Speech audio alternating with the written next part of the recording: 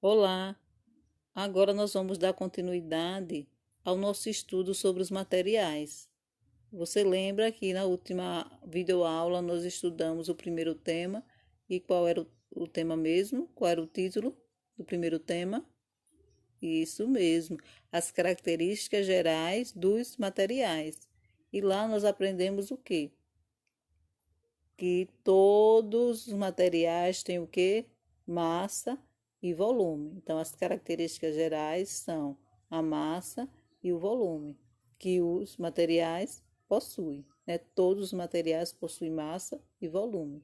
Agora, no segundo tema, que nós encontramos no nosso livro didático, na página 135, nós vamos estudar os estados físicos dos materiais. Você pode recordar também que nós já estudamos também os estados físicos da água, então você não vai ser algo assim tão diferente, né, daquilo que você já sabe. Mas nós vamos nos aprofundar em alguns detalhes desses estados físicos, que nós não vamos nos prender apenas à água, mas assim aos materiais como um todo. E aqui diz o seguinte, que os materiais eles podem estar no estado sólido, no líquido ou no gasoso. E que os diferentes materiais, né, tanto podem ser encontrados nesses distintos estados físicos, como também que em temperatura ambiente, cerca de 20 graus Celsius, cada material apresenta um estado físico característico. Então, em uma determinada temperatura, um determinado material ele pode estar no sólido, em outra temperatura ele já vai estar no líquido e em outra temperatura ele já vai estar no gasoso. Por exemplo, nessa temperatura aí que nós falamos, de 25 graus Celsius, a borracha, ela é sólida. Já a água, ela já se encontra em que estado? Nessa temperatura, né, é líquida. Já o ar, ele é gasoso. Nessa temperatura de 25 graus Celsius, o ar é gasoso. Então, algumas características específicas de um material estão relacionadas ao seu estado físico. Então, algumas características que são apresentadas, elas correspondem a um determinado estado físico, que pode não ser apresentada, elas não podem não aparecer um outro tipo de estado físico. Aquele objeto, aquele material, ele não vai apresentar aquelas características por estar em um outro estado físico. Vamos lá, para a gente tentar compreender melhor. Características específicas dos materiais. O estado sólido. Os materiais no estado sólido, eles apresentam o que? Forma definida e volume constante. Então, você vai sempre perceber que no estado sólido, os materiais eles vão ter o volume, né? A forma e o volume constante. Não vai estar variando, vai estar sempre sendo o mesmo, em determinada temperatura. Os sólidos podem ter diferentes características específicas, como a elasticidade, a maleabilidade e a resistência. O que seria a maleabilidade? É a característica que permite ao material ser moldado.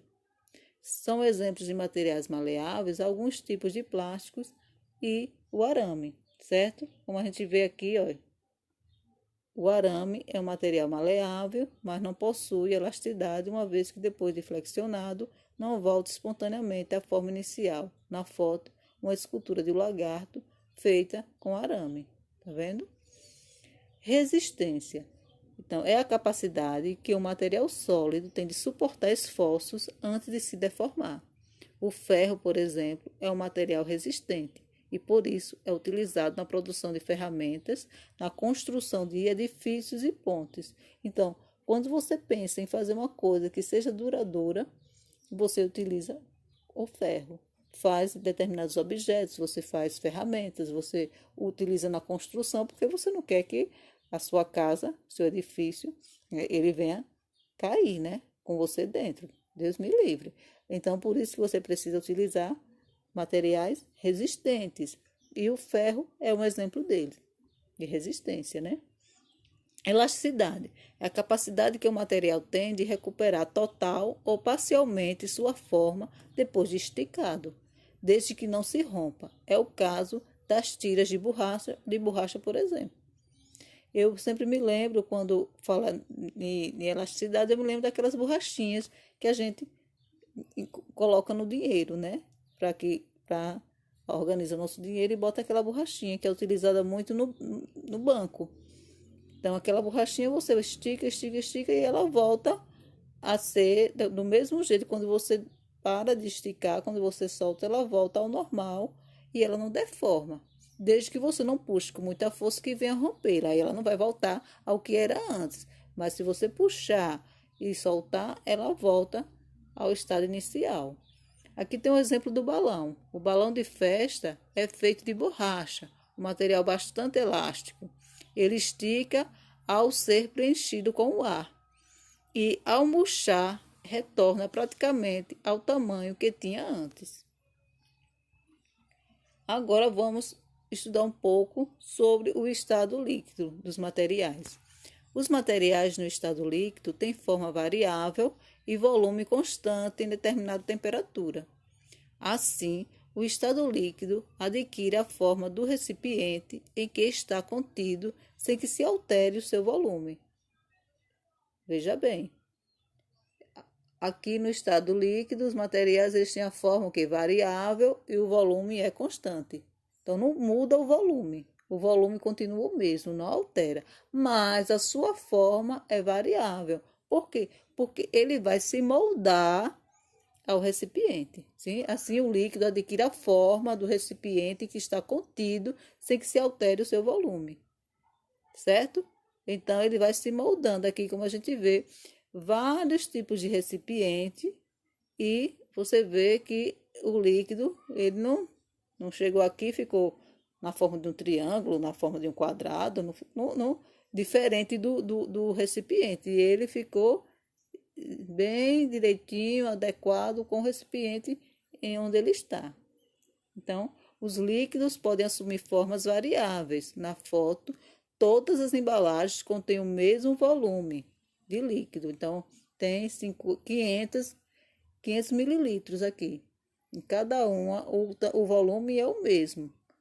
Mas o líquido, ele se adaptou, ele assumiu a forma do recipiente.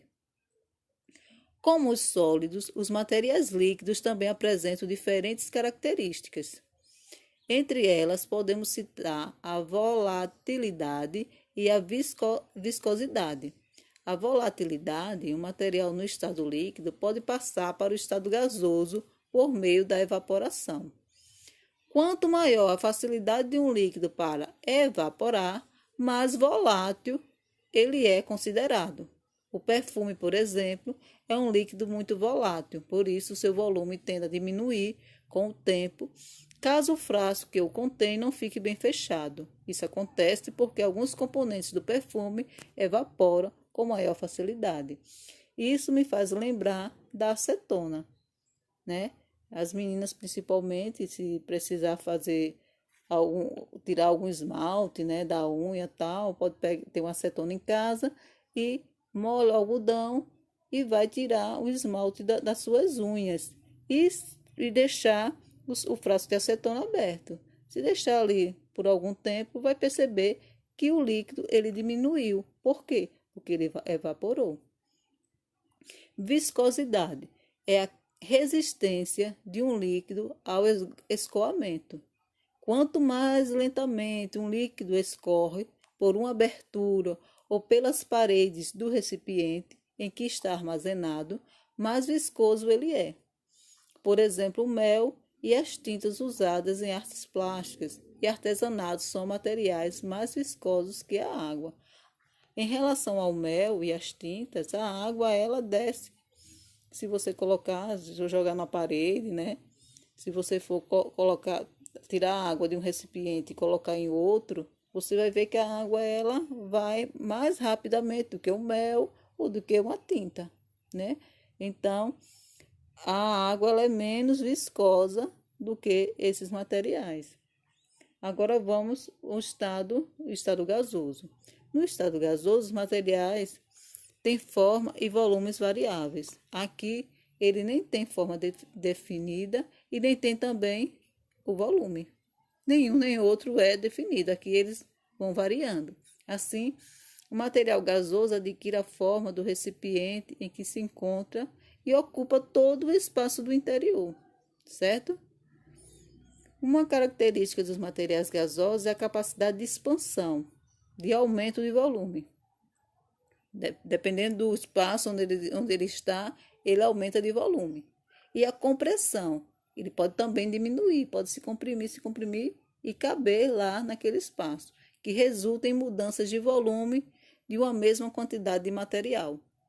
Materiais no estado gasoso estão presentes em muitas aplicações no cotidiano. Quando enchemos o pneu do carro ou da bicicleta, por exemplo, estamos colocando ar atmosférico dentro dele, ocupando todo o seu volume. O amortecimento da bicicleta ocorre, em parte, por causa da compressão e da expansão do ar contido nos pneus. Então, isso ajuda, né? E em parte, por causa da elasticidade da borracha dos pneus. Então, junto à compressão e à expansão do ar contido nos pneus e também a elasticidade da borracha, então isso ajuda, né, a amortecer quando estamos pedalando. Então, por aqui nós terminamos o nosso estudo sobre os estados físicos dos materiais, certo? Nosso segundo tema, e até a próxima videoaula.